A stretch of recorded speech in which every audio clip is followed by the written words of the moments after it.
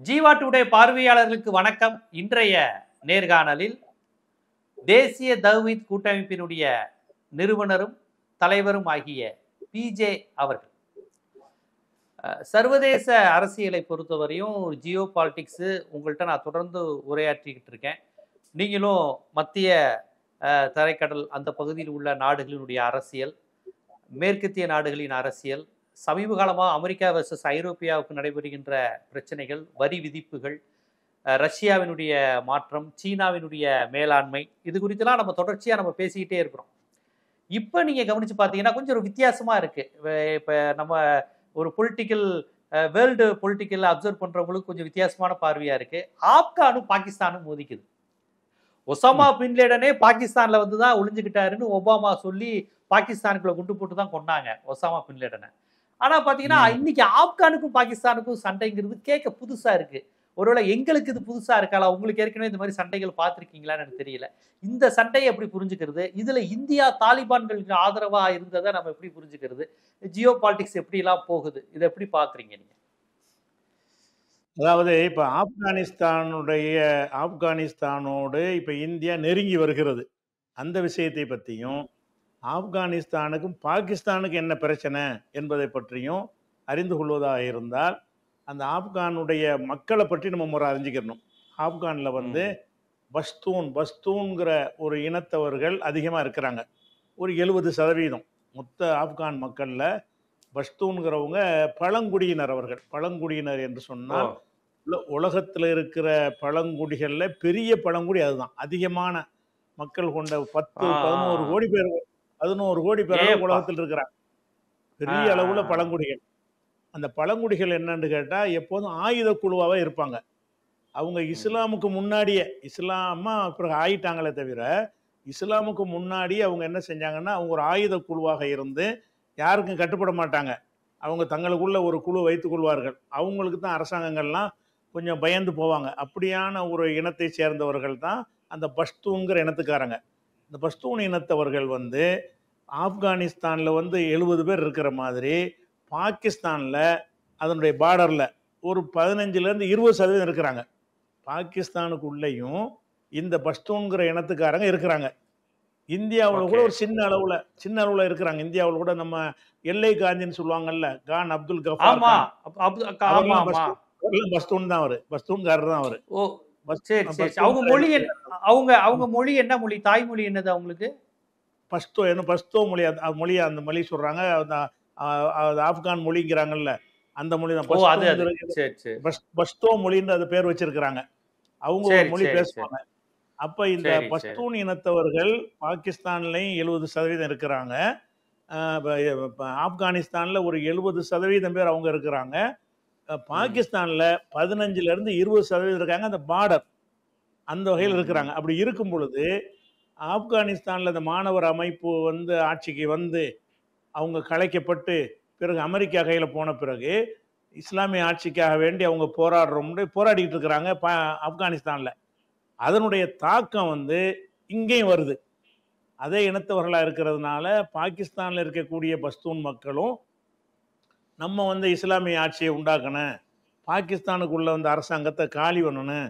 ஏன்னா பாகிஸ்தான் வந்து அமெரிக்காவுடைய கைக்கூலியாக இருக்கிறது. அமெரிக்காக்காரன் தான் நம்மளை ஆப்கானை காலி பண்ணவன். அதனால இந்த பாகிஸ்தானுடைய கவர்மெண்ட்டை அழிச்சிட்டு நம்ம கைப்பற்றணுங்கிற அளவுக்கு அவங்களுடைய கொள்கை. இந்த இந்தியாவில் இருக்கக்கூடிய பாகிஸ்தானில் இருக்கக்கூடிய பஷ்தூன்களுடைய கொள்கை என்னன்னு கேட்டால், பாகிஸ்தானை வந்து இஸ்லாமிய நாடாக மாற்றணும். இவங்க பேருக்கு இஸ்லாமிய நாடுன்னு வச்சுக்கிறாங்க. சரிய சட்டப்படி அவங்க எதுவும் அமுல்படுத்துறது இல்லை. பேருக்கு இஸ்லாமிய குடியரசுன்னு பேர் இருக்குது. அப்படிங்கிறதுனால உள்ளுக்குள்ளே என்ன செய்கிறாங்கன்னா எதிர்த்து போராடிக்கிட்டு இருக்கிறாங்க. இந்த போராடுறவங்களுக்கு வந்து ஆப்கான் வந்து உதவி செய்து, ஆட்சி கிடைச்ச பிறகு நிறைய உதவி செய்கிறாங்க. முந்தி அவங்களும் ஒடுக்கப்பட்டு கிடந்தாங்க, இவங்களும் ஒடுக்கப்பட்டு இருந்தாங்க. பிறகு அமெரிக்கா மொத்தத்தையும் கைகளை விட்டு போனதுக்கு பிறகு ஆப்கானில் இவங்களுடைய ஆட்சி நிலை பெற்ற பிறகு என்ன செய்கிறாங்கன்னு கேட்டால், அங்கே பாகிஸ்தான் நடத்தக்கூடிய தாக்குதல்களுக்கெல்லாம் ஆப்கான் பஷ்தூன்கள் வந்து பாகிஸ்தான் பஷ்தூன்களுக்கு ஹெல்ப் பண்ணுறாங்க, உதவி செய்கிறாங்க. அந்த பார்டராக இருக்கிறதுனால இங்கே ஏதாவது செஞ்சுட்டு அங்கே ஓடி ஒழிஞ்சிக்கிடுவாங்க, அங்கேருந்து ஊடுருவி ஏதாவது செஞ்சுட்டு போயிடுவாங்க. ரெண்டு ஒரே இனத்துக்காரங்க.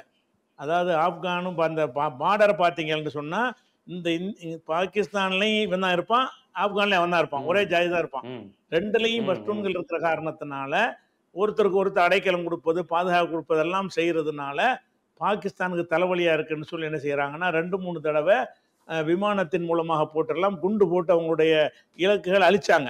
அழிக்கிறதுக்கு உள்ள வேலையை பாகிஸ்தான் செஞ்சது.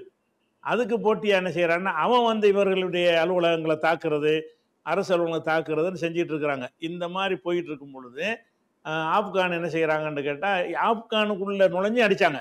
பாகிஸ்தான்காரங்க வந்து இங்க தீவிரவாதம் நடத்திட்டு ஓ நாட்டில் வந்து ஒளிஞ்சிக்கிறான், இங்க எங்க நாட்டில் அநியாயம் பண்ணிட்டு பஷ்தூன்கிற முறையில் ஓ நாட்டில் வந்து ஒளிஞ்சிக்கிறான், நீ அடைக்கலம் கொடுக்குற, நாங்க வந்து அவங்கள அழிப்போம்னு சொல்லி இந்தியா எப்படி போய் பாகிஸ்தான் மேல இந்த சில துல்லிய தாக்குதல் நடத்தினாங்களோ அந்த மாதிரி என்ன செய்யறாங்கன்னா பாகிஸ்தான் போய் தாக்குதல் நடத்துது எங்க ஆப்கான் மேல. அப்ப ஆப்கான் என்ன செய்யறாங்கன்னா அவங்களும் சில தாக்குதல் நடத்துறாங்க. ஒரு யுத்தம் வந்துருமோங்கிற அளவுக்கு ஒரு முருகல் இப்ப இருந்துகிட்டு இருக்குது. யுத்தம் வந்து 2 நாட்டுக்கு மத்தியில முருகல் எப்படி இருக்குன்னு கேட்டா யுத்தம் வந்துருமா என்ன, அங்கேயும் பேரு தஹ்ரீக தாலிபான் தான். டிடிபின்னு அங்க ஒரு அமைப்பு வச்சிருக்கிறாங்க பாகிஸ்தான்ல. அதுவும் தாலிபான் எழுச்சி அமைப்பு என்று தான் அதுக்கு பேர் வச்சிருக்கிறாங்க, அதே தாலிபான்கிற பேர்ல. இப்போ தாலிபான்கிற பேர்லயே அவங்க இயங்குறதுனால ஆப்கானுடைய தாலிபான் அரசு வந்து அவங்களுக்கு நிறைய உதவி செய்கிறாங்க, ஆயுத உதவி, பயிற்சியெல்லாம் கொடுக்குறாங்க. இந்தியாவில் போய் பாகிஸ்தானில் போய் எப்படி விவகாரம் பண்ணுறது என்பதற்கு பயிற்சி அவங்க கொடுக்குறாங்க. அப்போ இதனால 2 நாட்டுக்கு முருகல் இருந்து கொண்டிருக்கிற நிலையில ஒரு யுத்தம் ஏற்பட்டுமோங்கிற ஒரு நிலைமை இப்போ இருக்கிற சூழ்நிலை. இந்த சூழ்நிலை இந்தியா என்ன செய்கிறாங்கன்னு கேட்டால் இந்தியாவுக்கு ஏற்கனவே வந்து ஆப்கானை பிடிக்காது. ஏன் பிடிக்காதுன்னா அந்த துவக்கத்துல இருந்து அந்த அந்த கந்தகார் காலத்துல இருந்து எல்லாமே அந்த ஆப்கானுடைய ஆட்கள் தான் என்ன செஞ்சாங்க, இந்த விமானத்தெல்லாம் கடத்திட்டு போனாங்கல்ல, அந்த கந்தகார்ல போய் இறங்குனுச்சு. அப்ப இருந்து ஆப்கானிஸ்தான் வந்து ஒரு தீவிரவாத நாடு, அதை ஏத்துக்கிற முடியாத நாடு என்ற வகையில தான் இந்தியா வந்து ஆப்கானிஸ்தானை பற்றி ஒரு கணிச்சு வச்சிருந்தாங்க. இப்ப அமெரிக்காக்காரன் கைவிட்டுட்டு போனதுக்கு பிறகு புது குடியரசாக அவங்க உருவாகுறாங்க, நீனே ஆட்சியை பண்ணிக்க அப்படின்னு சொன்ன. அப்படி உருவானதுக்கு பிறகு ஒவ்வொரு நாடும் அங்கீகரிக்கணும். இப்ப ஏற்கனவே வெற்றிடமா போச்சு. ஏற்கனவே இருந்த ஆப்கானிஸ்தானை எல்லாரும் ஆதரிச்சு வச்சிருந்தாங்க, நாடாக ஏற்றுக்கொண்டிருந்தார்கள். அமெரிக்கா கைப்பற்றின உடனே அது வந்து வெற்றிடமாகி விட்டது. வெற்றிடமான பிறகு இப்ப இவங்கள்ட்ட திரும்ப ஆட்சியை கொடுத்தவுடனே இவங்களை ஒரு அரசாங்கமா ஏத்துக்கிறதா இல்லையா என்பதுல வந்து உலக நாடுகளுக்கு ஒரு உடன்பாடு கிடையாது. அவங்களை அங்கீகரித்திருக்கிற ஒரே நாடு ரஷ்யா மட்டும்தான். ஆப்கானிஸ்தான் ஒரு நாடு தான் என்று அங்கீகரித்து இவங்க தூதர் அங்க இருப்பாங்க, அவங்க தூதர் இங்க இருப்பாங்க, ராஜ்ய உறவுகள் எல்லாமே வந்து ரஷ்யா மட்டும்தான் ஆப்கானிஸ்தானை வந்து ஒரு நாடு என்று அங்கீகரித்திருக்கிறாங்க. முஸ்லீம் நாடுகள் கூட அங்கீகரிக்க கிடையாது. சவுதியோ மற்ற எந்த நாடுகளுமோ ஆப்கானிஸ்தானை ஒரு நாடு என்று அங்கீகரிக்க கிடையாது. ஐநாவில் உள்ள எந்த நாடுகளும் அவங்களை ஆதரிக்க கிடையாது. அதே நேரத்தில் இது கொஞ்சம் இடைவெளிக்கு பிறகு ஆட்சிக்கு வந்த பிறகு அவங்கள்ட்ட கொஞ்சம் மாற்றங்கள் இருப்பதை உலக நாடுகள்லாம் கண்ட பிறகு என்ன செய்கிறாங்கன்னு கேட்டால், ஒரு நாடாக அங்கீகரிக்காட்டான நம்ம வந்து வர்த்தக உறவு தொடர்புகளை வச்சுக்கிடுவோம், நாடுங்கிற அங்கீகாரம் கொடுக்காமலேயே வச்சுக்கிடுவோம்னு சொல்லி பல நாடுகளை அவங்கள்ட்ட இருந்து வியாபாரம் பண்ணுவதற்காக வேண்டி, அவங்கள்ட்ட இறக்குமதி பண்ணுறதுக்காக, ஏற்றுமதி பண்ணுவதற்காக, அந்த மாதிரியான விஷயங்களுக்கு அங்கே சில முதலீடுகளை செய்வதற்காக ஆப்கானில் போய் என்ன செய்யறது, கப்பல் கட்டுறது, இந்த மாதிரி சில வேலைகளை செய்வதற்காக பல நாடுகள் முயற்சி பண்ணுறாங்க. அந்த முயற்சியில் இந்தியாவும் இப்போ இறங்கியிருக்குது. இந்தியா என்ன பண்ணுதுன்னா, நம்ம ஆப்கானை பகைக்கக்கூடாது, இப்போ ஆப்கானுக்கும் பாகிஸ்தானுக்கும் முருகல் இருந்துக்கிட்டு இருக்கிறது, இந்த நேரத்தில் வந்து பாகிஸ்தான் மீது ஒரு யுத்தம் செய்கிறான்னு வைங்க, அந்த நேரத்தில் அந்த பக்கம் இருந்து அவனுக்கு ஆயுதங்களை கொடுத்து பாகிஸ்தான் அடிக்க சொல்லலாம்.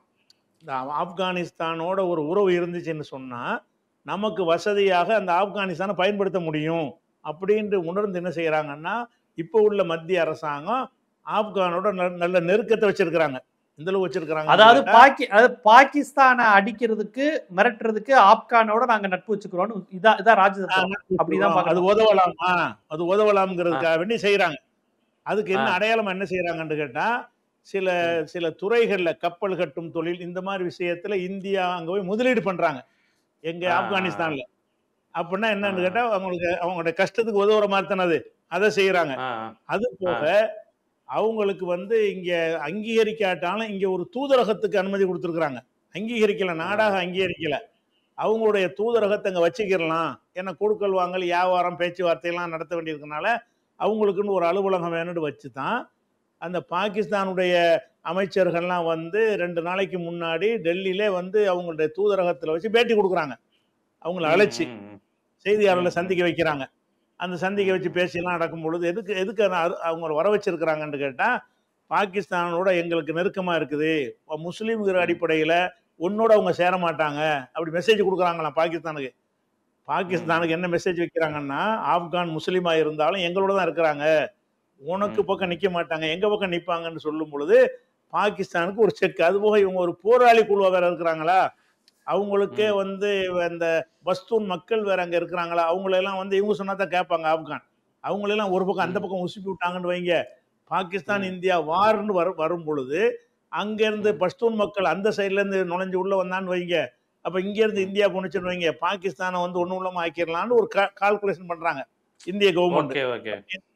அப்படி ஒரு கணக்கு பண்ணி ஆப்கான் வந்து அவன் தீவிரவாதின்னு சொல்லி ஏற்கனவே சொல்லி இருந்தாலும், அவன் வந்து ஜனநாயகத்துக்குள்ள வராத ஒரு நாடுன்னு சொல்லி இருந்தாலும், அவனை இஸ்லாமிய அடிப்படைவாதின்னு தன்னை சொல்லி கொண்டாலும், இஸ்லாமிய குடியரசு நடத்துறன்னு சொல்லி கொண்டாலும் பரவாயில்லை, நமக்கு எதிரிக்கு எதிரி நண்பன், எதிரிக்கு எதிரி நண்பன்கிற வகையில் ஆப்கானோட ரொம்ப நெருக்கத்தை வச்சிருக்கிறாங்க. பாகிஸ்தானுக்கு இருக்கிற நெருக்கத்தை விட இவங்களுக்கு நெருக்கம் அதிகம் இருக்கிறது.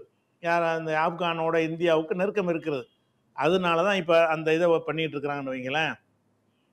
இது ஒரு விஷயம். அடுத்தது இந்த இவங்களுடைய இந்த பஷ்தூன் இனத்தவர்கள் வந்து ஈரான்லேயும் கொஞ்சம் இருக்கிறாங்க.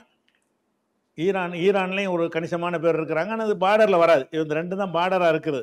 அது போக நிறைய பேர் இந்த ஆப்கானில் ரொம்ப வறுமை ஏற்பட்டவுடனே அந்த ஆரம்ப கட்டத்தில் நிறைய பேர் உள்ள ஊடுருவி வர பாகிஸ்தானுக்கு வந்துட்டாங்க.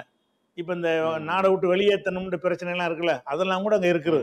ஆப்கான்லேருந்து வந்தவர்களாம் நாங்கள் வெளியேற்றுவோம் அப்படின்னு சொல்லிட்டு அந்த ஒரு விஷயம் நடந்து கொண்டிருக்குது. அதனால் இந்த பஷ்தூன் மக்களுக்கு வந்து பாகிஸ்தான் அரசாங்கத்தோட ஒரு மோதல் இருக்கிறதை பயன்படுத்தி கொண்டு ஆப்கான் அவங்களுக்கு பலவித உதவிகள் செய்யுதுங்கிறதுனால ஒரு அது உலக நாடுகள் வர ஐநாவில் வர இல்லையா, அவங்க யுத்தம்லாம் நடத்துறதுக்கு யாரும் கேட்க மாட்டாங்க. ஆப்கான் வந்து ஐநாவில் கிடையாது, அவன் எந்த நேரம் வேணாலும் தாக்கிட்டு போயிடுவான். அப்படிப்பட்ட ஒரு நிலை இருக்கிறதுனால போர் முருகல் நிலை இருப்பதாகத்தான் சர்வதேச ஆய்வாளர்கள் கருத்து சொல்கிறாங்க. இது போர் செய்கிறதுக்குரிய ஒரு முருகல் நிலை இருக்கிறது, சின்ன அளவிலாவது அவங்களுக்குள்ள ஒரு யுத்தம் வெடிக்கும்னு நினைக்கிறாங்க. அப்படி வெடிக்கக்கூடிய நிலை வரும்போது இந்தியா அதை பயன்படுத்திக்கிடுவாங்க. ஏன்னா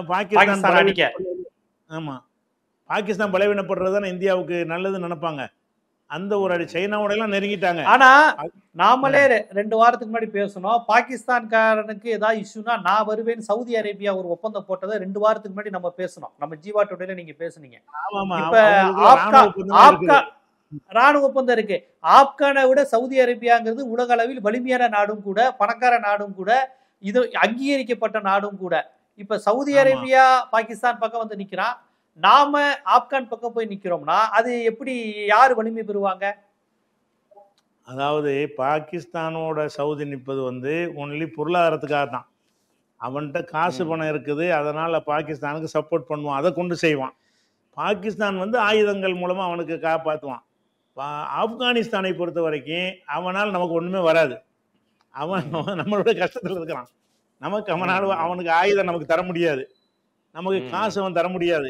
எதுக்கு உதவுவான்னு சொன்னா இவனை மண்டையில தட்டுறதுக்கு உதவுவான். நம்ம ஒரு அடிக்கும்போது அவன் ஒரு பக்கம் அடிச்சான்னு சொன்னா நம்ம அப்படி வச்சுக்கிறோம், ஒரு சேஃப்டியா ஒரு எல்லைகளை கரெக்ட் பண்ணி வச்சுக்கிறோம் என்பதற்காக வேண்டி ஆப்கான் பங்களாதேஷோட தான் தொடர்பு வச்சாங்க.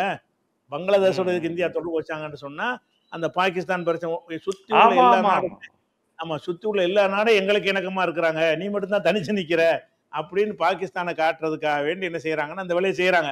அதனால ஆப்கான்னால இவங்களுக்கு எந்த நன்மையும் இருக்காது. ஆனா ஒரு யுத்தம் வந்தால் அவங்க நிறைய உதவுவாங்க, அவங்கள வச்சு நல்லா பயன்படுத்த முடியும். பாகிஸ்தானோட யுத்தம் என்று சொன்னால் ஆப்கான்காரங்களுக்கு நம்ம சில பூஸ்ட் பண்ண அவங்க என்ன செய்வாங்க, இறங்கி அவங்களும் நம்மளோட சேர்ந்து செய்வாங்க. அவன் பாதி பாகிஸ்தானை பிடிச்சிக்கலாம், நம்ம பாதி பாகிஸ்தானை பிடிச்சிக்கலாம்ங்கிற ஒரு கால்குலேஷன் இருக்குது. அப்படிங்கிறதுனால தான் இப்போ ஆப்கானை வந்து சப்போர்ட் பண்றாங்க. அந்த அடிப்படைவாதம் தீவிரவாதம் இதை பத்தி பேச மாட்டாங்க. ஆப்கானுடைய இந்த விஷயங்கள் எல்லாம் அதைத்தான் நான் இந்த இடத்துல கேள்வி கேட்கணும். இப்ப காங்கிரஸும் ஆப்கானும் தலிபான்களோட உறவு கொண்டிருந்தா, ஒருவேளை காங்கிரஸ் அரசு இருந்து பண்ணியிருந்தா இதே பாஜக என்னெல்லாம் பேசியிருப்பாங்க, ஒரு முஸ்லீம் அடிப்படைவாதி, ஒரு தீவிரவாதி, நம்ம நாட்டுக்கு அவன் அச்சுறுத்தல், அவனோட போய் இந்த காங்கிரஸ் உறவு கொள்ளுதுன்னு இவங்க பேசியிருப்பாங்க இல்லையா? கண்டிப்பா பாஜக பேசியிருக்கோம்ல. பாஜக இப்போ கூட ஒரு கர்நாடகத்துல ஒரு முஸ்லிம் சிறுமி பரீட்சை எழுத போறதுக்கு பருதா போட்டு போறப்ப ஜெய் ஸ்ரீராம்னு சொல்லி முழக்கமிட்டு பிரச்சனை பண்ணாங்க.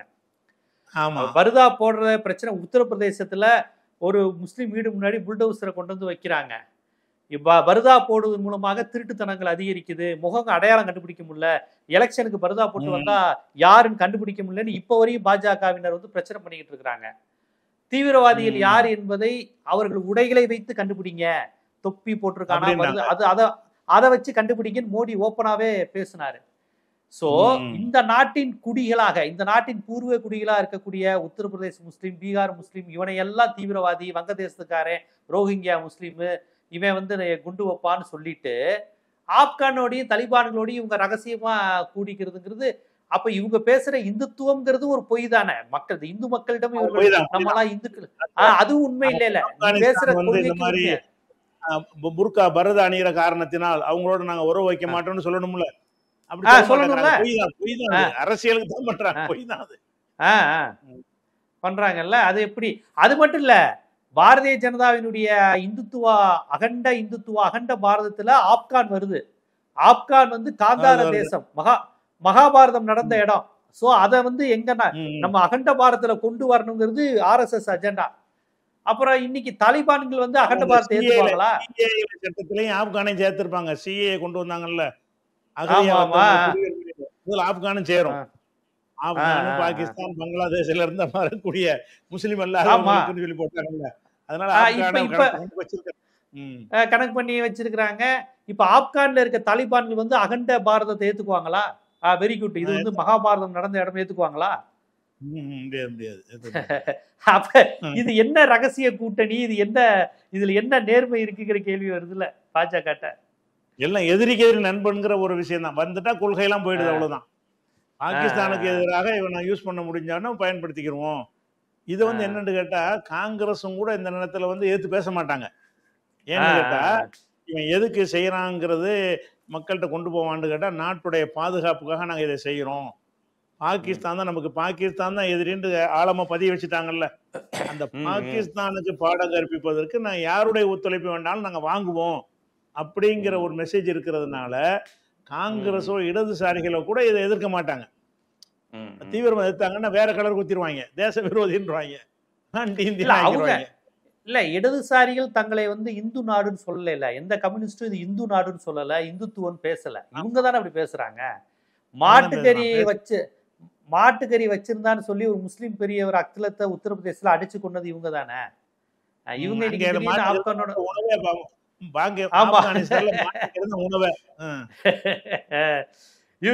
இல்ல, இவங்க இப்ப அவருக்கு விருந்து கொடுக்கும் போது மாட்டுக்கறியை தானே கொடுத்துருப்பாங்க.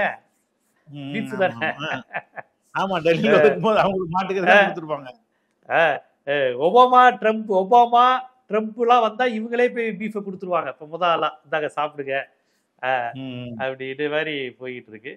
அப்ப மோடிக்கும் தலிபான்களுக்கும் ரகசிய ஒப்பந்தங்கிறது இதுதான். ரகசிய அறையில வந்து உட்காந்துட்டு பாத்துக்கலாம், பாகிஸ்தான் அடிக்க நாங்க என்ன வேணாலும் பேசிக்கலாம். ரகசியம் இல்ல, பகிரங்கமாவே இருக்கிறாங்க. ரகசியம் இல்ல, பகிரங்கமாவே ஆப்கானிஸ்தானோட இருக்கிறாங்க, வெளிப்படையாகவே.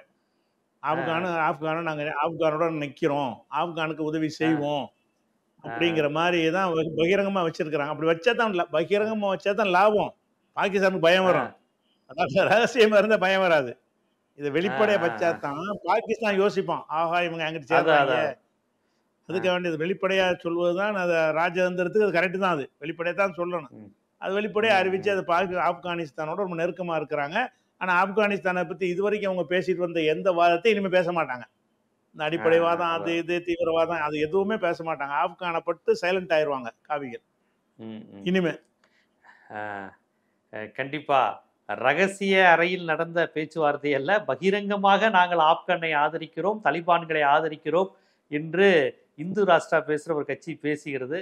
அப்ப ராஜ்ய உறவுகள் என்று வரும்போது இவர்கள் பேசுகின்ற இந்துத்துவா என்பது எடுபடலைங்கிறது அவங்களே ஓப்பனா சொல்லியிருக்கிறாங்க. இவங்களுடைய இந்துத்துவாங்கிறது நடைமுறைக்கு அவங்களே சொல்லிட்டாங்க ரகசிய அறையில் அப்படின்னு. அப்ப இது நாளை பின்னா மோகன் பகவத் இப்படி முஸ்லீம் பெண்கள் குழந்தை பெற்றுக்க கூடாதுங்கிறதுல இருந்து இவங்க பேசும்போது இனிமே இதை நம்ம மேற்கோள் காட்டலாம். நீங்க தாலிபான்களுடைய இதையே உறவு கொண்டாடிட்டு அப்புறம் என்ன இங்க உள்ள இந்திய முஸ்லீம்கள் மீது இப்படி ஒரு தாக்குதல்ங்கிற கேள்வி கேட்கலாம். ஆனா நீங்க சொல்ற மாதிரி ம். அவங்களுக்கு கொள்கையெல்லாம் கிடையாது. அவங்க அப்படி ஒன்றும் பெரிய கிடையாது. கொண்ட கொள்கை ம். குன்றுகள் கிடையாது. அவங்க அவங்களுடைய நலன்களுக்காக மட்டுமே செயல்படுகிறார்கள் என்பதற்கு இதுவும் ஒரு சாட்சியாக இருக்கிறது. ஆப்கான் தலிபான்களுக்கு ஒரு இந்துத்துவ நாடு, ஒரு இந்துத்துவ கொள்கை பேசுற ஒரு கட்சியோட கூட்டணி வைக்கிறோன்னு அவங்க அதெல்லாம் கண்டுக்க மாட்டாங்களா? அவங்களும் சுயநலமா தான் இருப்பாங்களா? இதேதான். எல்லா நாடுகளுமே ம். நாட்டுடைய தேசபக்த வேஷத்தை போட்டாங்கன்னு சொன்னா எல்லாத்தையும் மூடி மறைச்சிடலாம். ம், தேசத்துக்காக இத ம், செய்றோம்னு சொன்னா, எல்லாத்தையும் மக்கள வந்து அத எதிர்க்கிறதுக்கு பயப்படுவான். தேசத்துக்காக அவங்க ம், செய்றாங்க. நம்ம கூட எதிர்த்தோம்னா, நம்ம மேல தேச விரோத வழக்கு வந்துரும்னு பயப்படுவாய்ங்க. ஆப்கான்ல இது உடன்பாடு இல்லாட்டா கூட வாய மூடிக்குவான். எதுக்காக இந்தியாவோட ம், வச்சுக்கிறாங்கன்னா, பாகிஸ்தான்ல இருந்து உள்ள அச்சுறுத்தல நம்மள காப்பாத்துறதுக்காக தான். ம். பாகிஸ்தானிடமிருந்து நம்மள காப்பாத்த இந்தியா வந்திருக்கிறாங்கன்னு அப்படி கொண்டு போயிருவாங்க அத பிரச்சனைய. அந்த அந்த மாரி. ஆமா, ஆப்கான் ஆமா. எதிர்த்து வராது. ம். கண்டிப்பா. அவங்க பேசுற அடிப்படைவாதமும் அடிபடுது. இவங்க பேசுற அடிப்படைவாதமும் அடிபடுது. அவங்க 2 ராஜ்ய பேருமே நலன்கள் எல்லாம் மட்டுமே முன்னிறு எல்லாம் அரசியல் 2மே தான். அடிபடுது. அப்படி. ம். கண்டிப்பா இது போன்ற விஷயங்களை பொதுவான ஒரு ராஜதந்திர அரசியலோடு மட்டும் அணுகாம, அ உங்களை போன்றவர்கள் வெளிப்படையாக உடைத்து பேசியிருப்பதுங்கிறது ரொம்ப சரியான செய்தி. ஏன்னா, இத நீங்க வெறுமனே பிஜேபி எதிர்ப்பா மட்டும் பேசல. பொதுவா இந்த அரசுகள் எப்படி இந்த உலகத்துல இருக்குங்கிறதையும் ம். துல்லியமா சொல்லியிருக்கீங்க. எந்த சார்பும் இல்லாம சொல்லியிருக்கீங்க. முஸ்லிமு, இந்து, தாலிபான்ங்கிற எந்த சாய்வு நிலையும் எடுக்காம, இதுதான்ப்பா நிலை. இப்படித்தான் ம். அரசுகள், நாடுகள், தேசங்கள் தங்கள் உறவை வச்சுக்கிறாங்க அப்படிங்கிறத ரொம்ப எந்த சார்பு, மத, கட்சி, நாடு சார்பு நிலை எடுக்காம, எதார்த்தமான ஜியோ பாலிடிக்ஸ் புவிசார் அரசியல எடுத்து வச்சிருக்கீங்க. மிக்க நன்றி.